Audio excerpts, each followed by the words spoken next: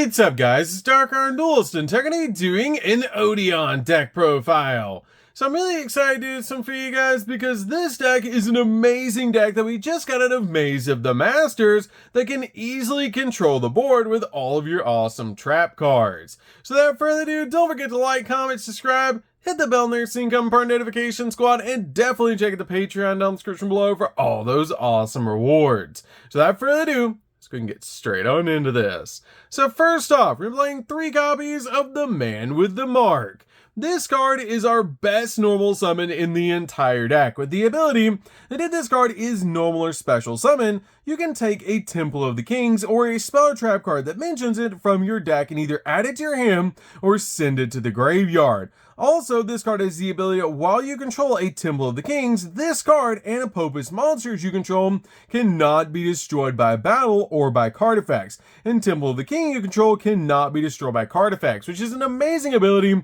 to be able to protect this card and your trap monsters. We then play 3 copies of Anubis the Last Judge. This card looks absolutely phenomenal and has such amazing artwork. This card has the effect that it cannot be normal summoned or set. It must first be special summoned from your hand or graveyard while you have 3 or more cards in your graveyard with different names that are Temple of the King and or trap cards by placing 2 of them on the bottom of the deck in any order, which is a pretty cool ability to actually summon out this card while also recycling your resources. But this card has the ability you can actually send this card from your hand to the graveyard to add the Man with the Mark from your deck to your hand. And if a spell or trap card that you control is destroyed by card effect, you can target 1 card your opponent controls and destroy it, which is such a powerful effect for this card to have. We then played 2 copies of Merciless Scorpion of Serket. This card looks so cool, and I absolutely love this card. It's a really awesome boss monster and combo piece in the deck that has the ability that it cannot be normal summoned or set. It must first be special summoned from your hand by banishing a level 10 or higher monster from your hand or deck while you control Temple of the Kings. Meaning you can actually banish Anubis or you can banish Nibiru from your deck to be able to actually summon out this card, which is awesome.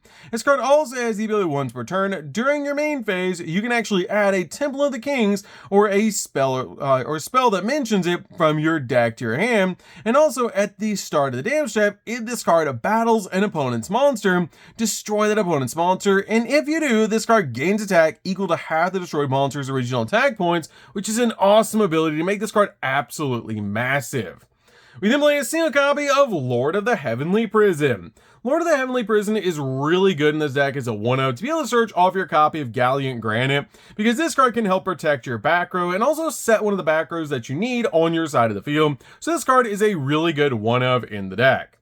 We then play 3 copies of Ash Blossom. Ash Blossom's definitely a 3-of in the build to basically just stop your opponent from touching the deck. We then play 3 copies of Ghost Ogre. Ghost Ogre is really good in this build just to help pop cards on the field.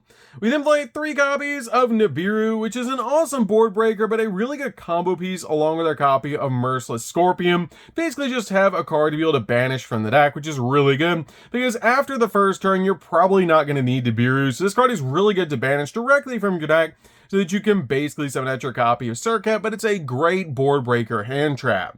We then play 2 copies of Effect Veiler. Effect Veiler is really good as a 2-of in the build, basically just stop your opponent's monster effects.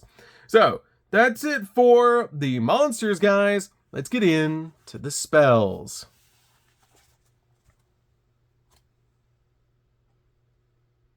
So for the spells, we're going to start with a single copy of Terraforming. Terraforming is really good as a 1-of in the build to help us get to our copy of Treasure of the Kings. We then play a single copy of Pot of Prosperity. Pot of Prosperity is great in this deck as a 1-of just to help us dig into the deck for the exact cards that we need. We then play a single copy of Temple of the Kings. Temple of the Kings is great as a 1-of in the build, but you only need a single copy of this card. It's a really awesome combo piece in the deck that lets you actually activate 1 trap card the turn it was set, which is such a powerful ability to instantly use that card effect to actually activate one of our Apopus trap cards the turn it was set. We then play 3 copies of Treasures of the Kings. This card is an awesome new field spell that works insanely well with this deck, with the ability that when this card is activated, you can set an Apopus trap from your deck, and this card's name becomes Temple of the Kings while it's in the field zone, and once per turn, if you have 2 or more set cards on your field, or a trap card in your graveyard, you can actually add a monster that mentions Temple of the Kings from your deck to your hand, instantly grabbing the exact card that you need. But this card is amazing in the deck as a 3-of, and a key combo piece in the deck. We then play 3 copies of Small World. Small World is so good in the deck because you can actually use your hand traps to be able to bridge into your copy of Anubis, which is so cool to be able to do. And I love that about this deck, that you can basically just reveal one of your hand traps, then reveal another hand trap to be able to grab your copy of Anubis, which is so cool because Anubis actually has 0 defense points, which is so awesome about this deck that you can easily search it out so you can go full combo. And it's so cool that you actually have a Rhoda for this deck in the form of Small World. So that's it for the spells, guys. Let's get into the traps.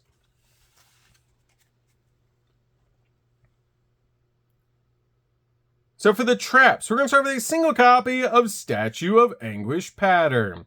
This card is really good as a 1-of in the build, as this card lets you pop multiple cards on the field, because you special summon this card as an effect monster that's a rock type earth with level 7, 0 attack, and 2500 defense. And this card is also still treated as a trap card.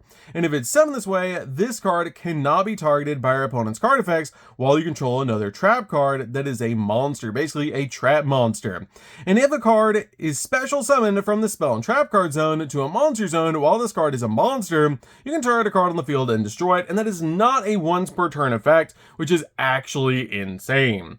We play a single copy of Embodiment of Apopus. This card is so nostalgic, and I love that they've actually turned Odion's deck into this insane build that can still actually play the original Embodiment of Apopus. This card is so cool. It's a trap monster that during the main phase, you special summon this card as a normal monster. It's a Reptile Earth, level 4, 1600 attack, 1800 defense, and it's still treated as a trap card, which is so cool to instantly bring this card out to your side of the field. We then play 2 copies of Apopus the Serpent.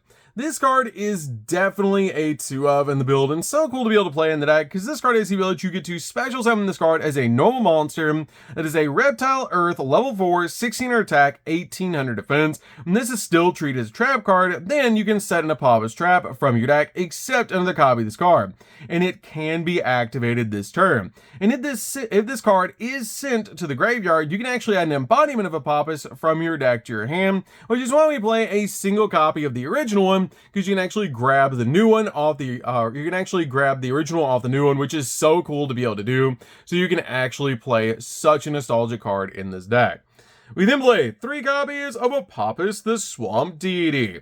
This card is definitely a 3-of in the deck, and one of those powerful cards in the entire build, with the ability to, during the main phase, you special summon this card as a normal monster that's a Reptile Earth, level 6, with 2000 attack and 2200 defense points, and this is also treated as a trap card. Then you can negate the effects of face-up cards your opponent controls up to the number of other continuous traps you control until the end of the turn, and you can negate multiple cards on the field, which is actually insane. And this card is definitely a 3-of in the build, because you get a monster and a negate out of this card, which is so amazing. We then play a single copy of Verdict of Anubis. This card is really good as a 1-of, and is almost a game-ending counter trap with the ability that when your opponent activates a spell or trap card while you control 3 or more other spells and trap cards, negate the activation, and if you do, destroy that card. Then, if you control a Temple of the Kings, which you will, you can destroy as many monsters your opponent controls as possible, then inflict damage to your opponent equal to half the total original attack of those destroyed monsters, which is so much burn damage, while also actually being a negate, which is actually insane. And I love how this card is actually a throwback to Judgment of Anubis when he was used against Joey, because these are actually Joey's monsters in the artwork, which is so cool.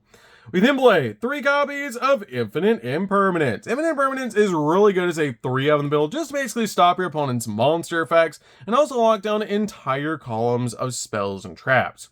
So, that's it for the main deck, guys. Let's get in to the extra deck. So for the extra deck, we're going to start off with Divine Serpent Apophis. This card is so good as a 2-of in the build, because this card has the ability just requires 2 monsters that mention Temple of the Kings to make this card.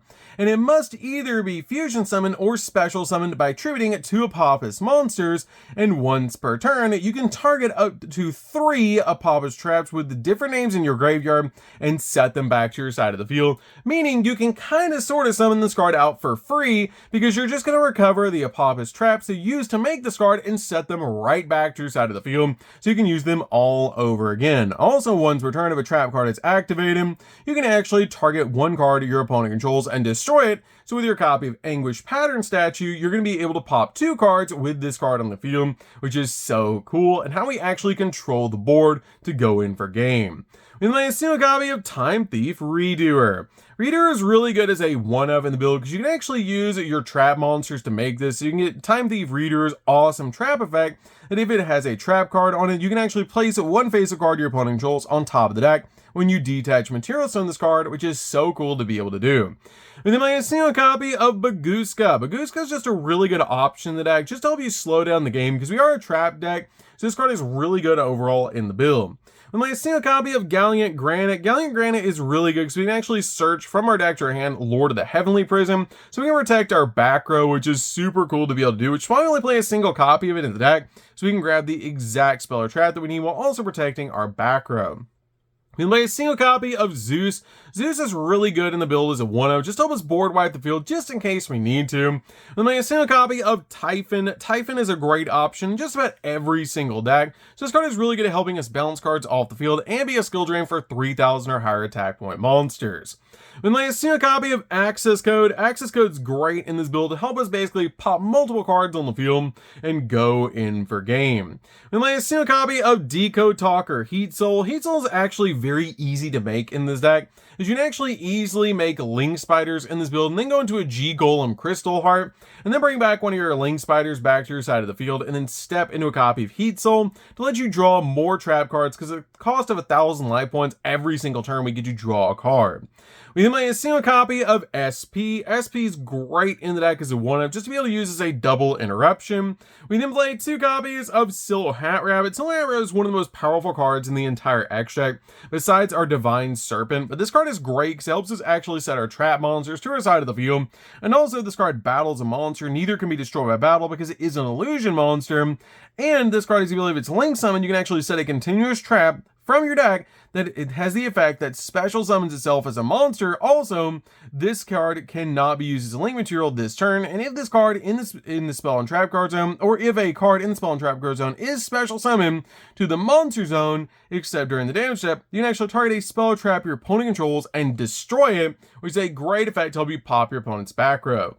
And like a single copy of G-Golem Crystal Heart. G-Golem Crystal Heart is really good in the deck as a 1-of, because you can actually use it in this deck with your copies of Link Spider that we play at 2 in this deck, because you can easily make a copy of Link Spider or 2, and then once you make your 2 copies of Link Spider, you just go into G-Golem Crystal Heart, bring back a Link Spider to your side of the field, and then climb into Decode Talker Heat Soul extremely easily in this build. And then once you do, you basically get to draw a card every single turn, getting trap cards like crazy and getting into hand traps, so you can basically control the board. So that's it for the deck, guys. I hope you enjoyed. This deck is super fun to be able to play. If you guys have not tried out the new Odion deck, you definitely should give this deck a try, because it's so fun to be able to play, and it's insane how powerful this deck actually is, just to help you go in for game and control the board. So that's good for this one, guys. Don't forget to like, comment, subscribe, hit that bell on there so you can become part of the notification squad, and we'll see you guys in the next video. See you later, guys.